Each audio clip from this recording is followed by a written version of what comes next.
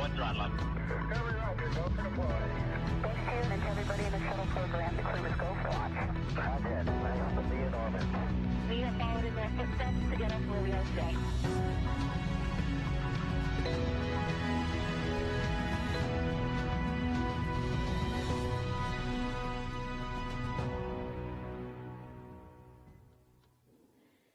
Hello and welcome to the NASA's Johnson Space Center. It's been an exciting night. After 20 years of continuous human presence, the International Space Station is still marking new milestones, and as of tonight has its first long-term crew of 7 members.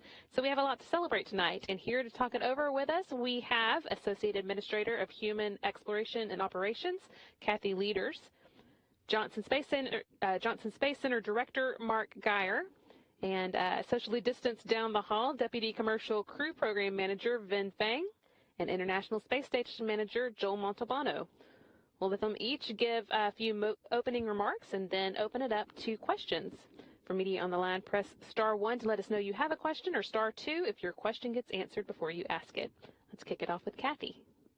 Yeah, what an amazing last couple of days. I just can't tell you how wonderful it was to see the crew come through the hatch.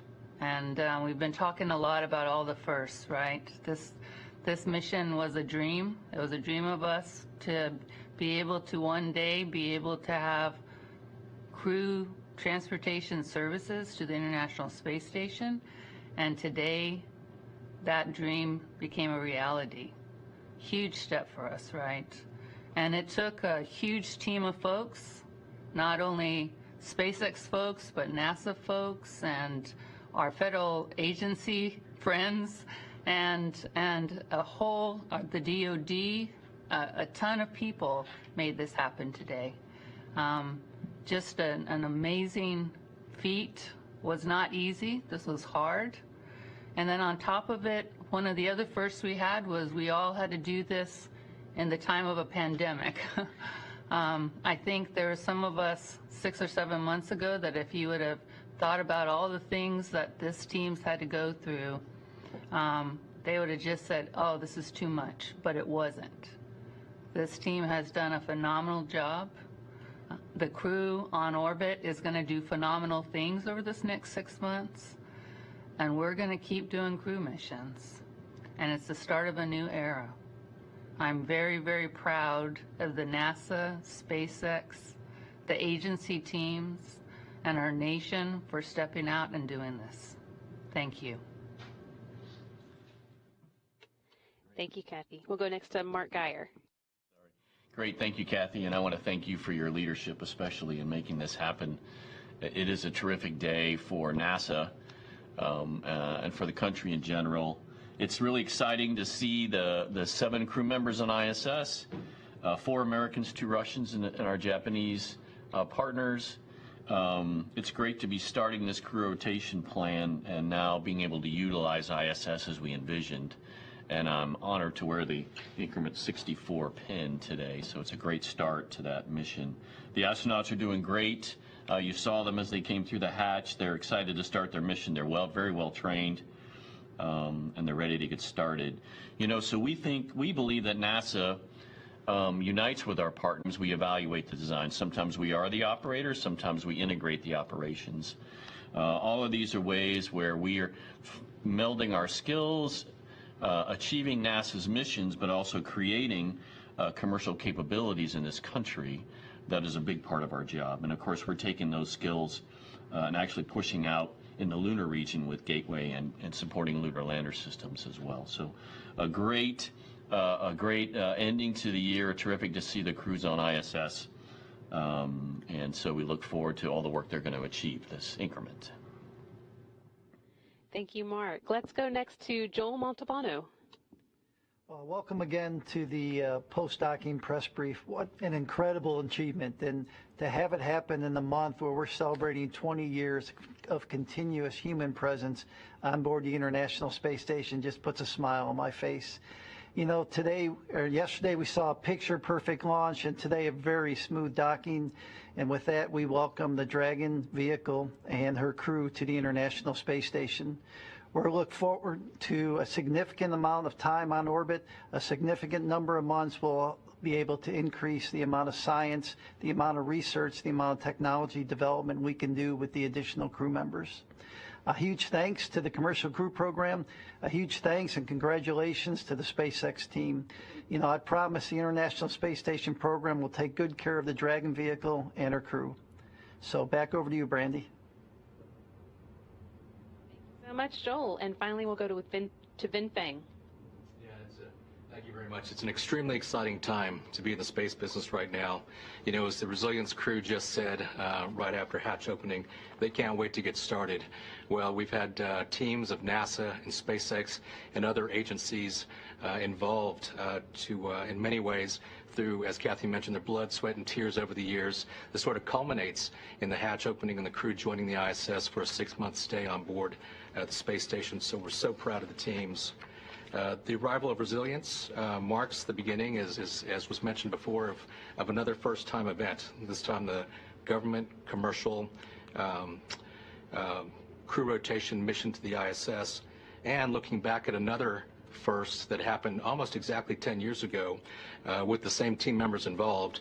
NASA and SpaceX shared a similar accomplishment with the launch to a low Earth orbit of the COTS Demo Flight #1 mission in early December of 2010.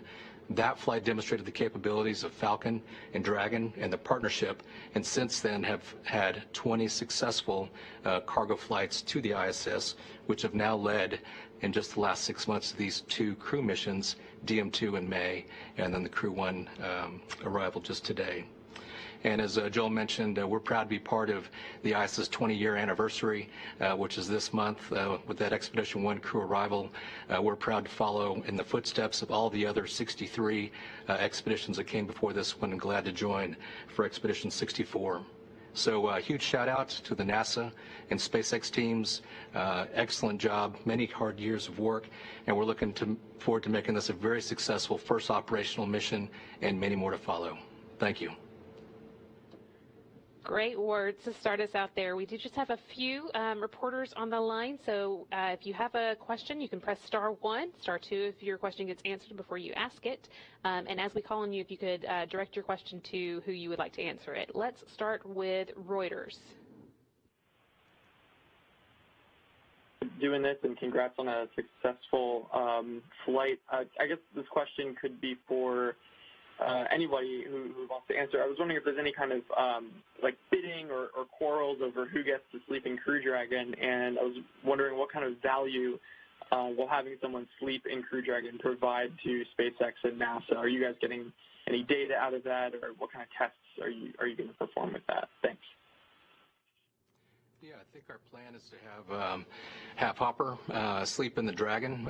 It's been checked out operationally, ventilation, caution and warning, and so forth. So I think it's going to be an excellent opportunity to use that and test it out as a habitable module. And so that's our current plan, and we look forward to learning a lot. And we think it's going to be very comfortable, modern accommodations for them. Several of us would like to be sleeping in there tonight. Next, we'll go to Business Insider. Hi, thanks for doing this, and congrats, everybody. This question is for Kathy. You've got a long mission ahead. What are you most looking forward to, and what's going to keep you up at night, if anything, over the next 6 months? Thanks. Well, you know, Joel's got a whole list of items that he wants these crew members to start working on. I mean, he's been a little bit starved of crew members, and he's got a backlog of work and science that he needs them to go get done.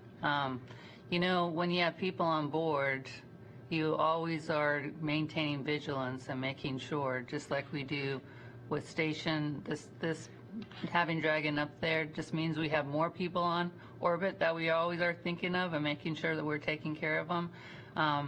It's what makes human space flights so fun and challenging is that you always have to realize that you're maintaining human safety in a tough environment. So, but we have a great station program, like Joel said. They will take care of the crew members, and they make my ability to sleep a little bit better at night. So I'm counting on you, Joel. Okay, our next question is going to come from Nashville News. My question is for Kathy. As you described at the beginning of this press conference, it was tough to get to this point. What do you feel is the biggest risk when docking to the International Space Station? Thank you. Well, what makes it really nice is the spacecraft makes it look easy, right? But to get there isn't easy. It took a lot of joint work between the SpaceX and NASA teams to share their learning and to go through a lot of technical interchange, and a ton of testing to make it look like that. And it was a real testament today that we could all sit there and kind of be talking while it was going on and not biting our nails. And so I think it's actually that the Dragon's a beautiful vehicle, and she did a nice job today. Definitely. Next up, we've got space.com. Thank you all for doing this. And yeah, congratulations. This is probably for Joel. Could you just talk a little bit about what it means to have that extra crew member on board, that seventh astronaut? What does that mean for the research potential of this next 6-month stint coming up, and maybe beyond as we see this happen more often? Thank you. So one of the cool things about having the commercial crew program is we're able to double the amount of crew-tended science and research and technology development we do on board the International Space Station. So with 3 crew members, we were averaging about 35 hours a week of crew-tended science and research. With the 4th crew member, that person's time, the equivalent time, is dedicated to science and utilization and research, so 70 hours. So we'll have be able to do 70 hours with the 4 crew members. So with that, it kind of sets the standard for us for these next years as we continue to develop the International Space Station, continue to use it, and allow us to do not only the science and research we have, but technology demonstration that will help us with the Artemis program.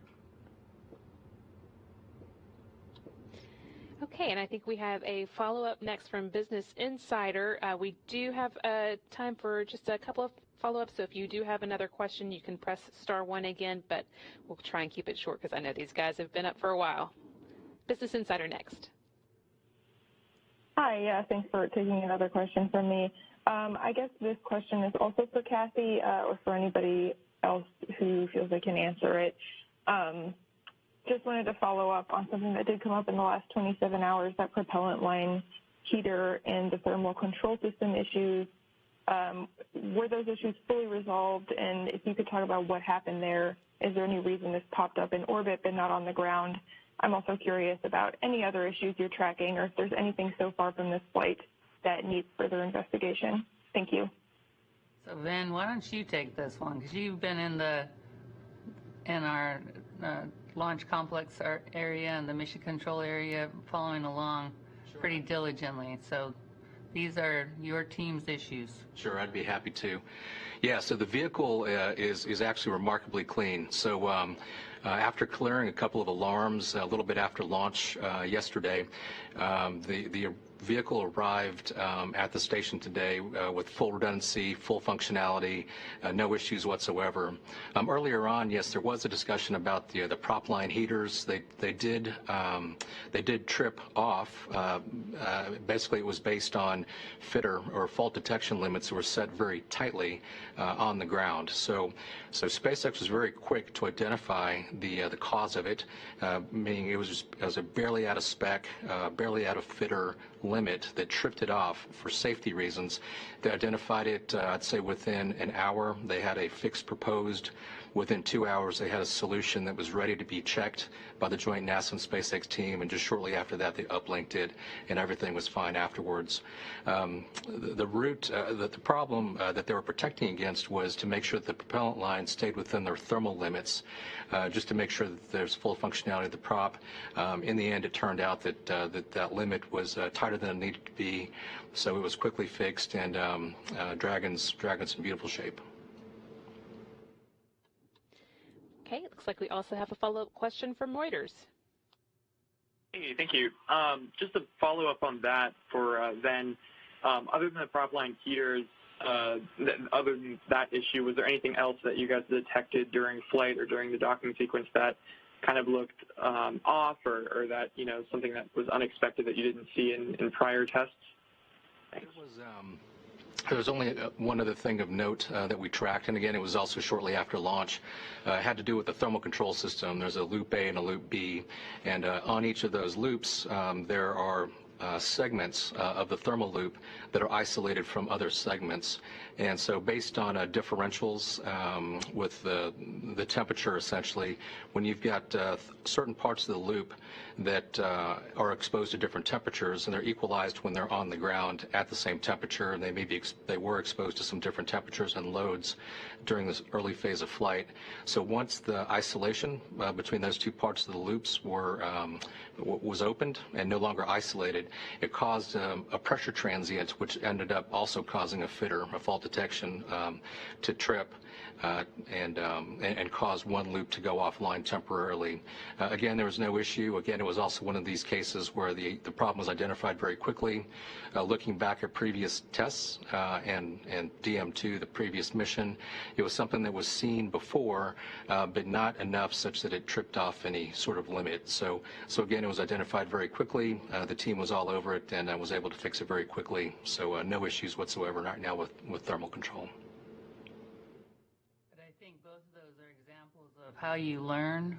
You learn how your system operates while you're flying, and kind of how to operate it in a way and how it's going to operate on orbit. So like we had mentioned in the question, was it something that you learned while you're flying?